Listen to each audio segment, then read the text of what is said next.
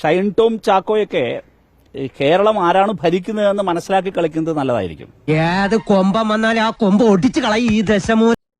റഹീം serious ആയിട്ട് പറഞ്ഞതാണ്, പക്ഷെ നാട്ടുകാർക്കെല്ലാം ചിരിയാണ്. അതെന്തപ്പ അങ്ങനെ? അദ്ദേഹത്തെ പറ്റി പറയുമ്പോൾ അവനെ പറ്റി പറഞ്ഞ ഭയങ്കര വൃത്തികെട്ടവൻ.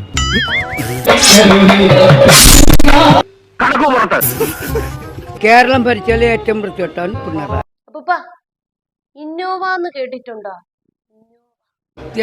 എന്നെ എവിടെയെങ്കിലും തൂക്കിക്കൊല്ലട്ടെ, എനിക്ക് കുഴപ്പമില്ല, ഞാൻ പറയും. കേരളം ഭരിക്കുന്ന പിണറായി വിജയനാണ്, കേരളത്തിന്റെ മുഖ്യമന്ത്രി അദ്ദേഹമാണ്. ശരിക്കും റഹീം MP ട്രോളിയതാണ്. ഷൈൻ ടോം ചാക്കോയ്ക്ക് നേരം വെളുക്കാത്തത് കൊണ്ടോ അദ്ദേഹം അത് ഇപ്പോഴും മയക്കത്തിലായതുകൊണ്ടോ അറിയാത്തതാണ്. അവൻ ഇച്ചിരി ബഹുമാനം കൂടിയിട്ടുണ്ടല്ലേടാ. എനിക്ക് അവന്മാര് സാറിന് താങ്ങിയതുപോലെ. കേരളം ഭരിക്കുന്നത് ആരാണ് എന്ന് ഒരുപക്ഷെ ഷൈൻ ടോം ചാക്കോയ്ക്ക് അറിയുന്നുണ്ടാവില്ല എന്നാണ്.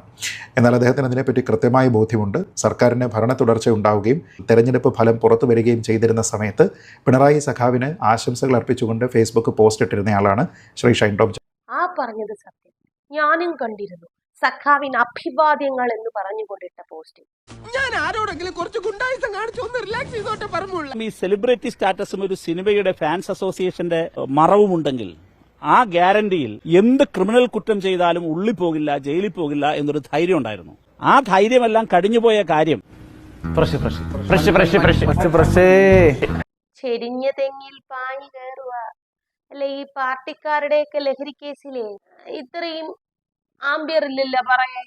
ഇടതുപക്ഷ ജനാധിപത്യ മുന്നണി ഗവൺമെന്റ് അക്കാര്യത്തിൽ കൃത്യമായ നീതി നടപ്പിലാക്കുന്ന വളരെ കൃത്യമായൊരു നിലപാട് കേരളത്തിൽ ഇടതുപക്ഷ ജനാധിപത്യ മുന്നണി ഗവൺമെന്റ് ഉണ്ട്. അല്ലെ ചകാവേ, ഞാൻ ഇതിന്റെ ഇടയ്ക്ക് ചോദിക്കുന്നത് കൊണ്ട് തെറ്റിദ്ധരിക്കരുത്.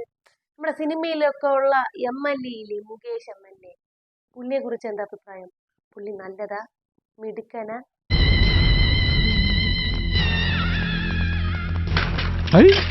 മുഖ്യമന്ത്രി തന്നെ മാധ്യമങ്ങളെ കാണുന്നു, മുഖ്യമന്ത്രി തന്നെ ലീഡ് ചെയ്യുന്ന ഒരു വലിയ പോരാട്ടം നടന്നുകൊണ്ടിരിക്കുന്നു അല്ലെ? ഒരു സർബത്ത് കുടിച്ചിട്ട് പോ. എന്റെ പൊന്നോ വേണ്ട, എന്നിട്ട് കാശിലാന്ന് പറയുമ്പോ താരിക്കിട്ട് തട്ടാനല്ലേ? എല്ലാവരും ആഗ്രഹിക്കുന്ന ആർക്കും അഭിപ്രായ വ്യത്യാസമില്ലാത്തൊരു പോരാട്ടമാണ്. മാറിക്കൊടുക്ക്, ഇങ്ങോട്ട് ഇരുന്നാട്ടെ. ആ പോരാട്ടത്തിൽ മലയാള സിനിമ ഇൻഡസ്ട്രിയിലെ പ്രമുഖരുടെ റോൾ എന്താണ്, നിലപാടെന്താണ്? അതാണ് ഞാൻ ചോദിക്കുന്നത്. മലയാള ഫിലിം ഇൻഡസ്ട്രിയിൽ ആരൊക്കെ ഇത് ഉപയോഗിക്കും? എന്താ ഒളിഞ്ഞും തെളിഞ്ഞും പറയുന്നത്? എന്റർടൈൻമെന്റ് ടാക്സുമായി ബന്ധപ്പെട്ടൊക്കെ തന്നെ സിനിമക്കാർക്ക് അനുകൂലമായ രീതിയിലേക്കുള്ള പല നടപടികളും ഈ സർക്കാർ സ്വീകരിക്കുന്ന സമയം ശ്രീ പിണറായി വിജയനെ അഭിനന്ദിച്ച് സമൂഹ മാധ്യമങ്ങളിൽ പോസ്റ്റ് ഇട്ടിട്ടുള്ള ആളാണ് അദ്ദേഹം. അപ്പോൾ അദ്ദേഹത്തിന് കൃത്യമായിട്ട് അറിയാം ആരാണ് ഇവിടെ ഭരിക്കുന്നത്.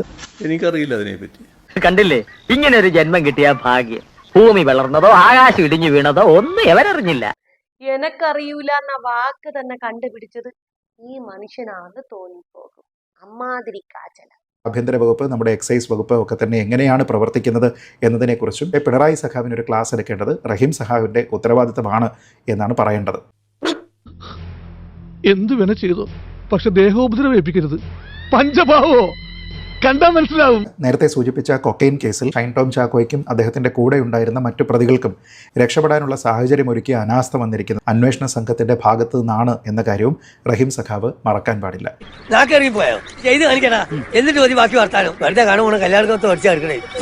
ഞാൻ പറയട്ടെ, കേരളത്തിൽ ആ കാലം കഴിഞ്ഞുപോയി.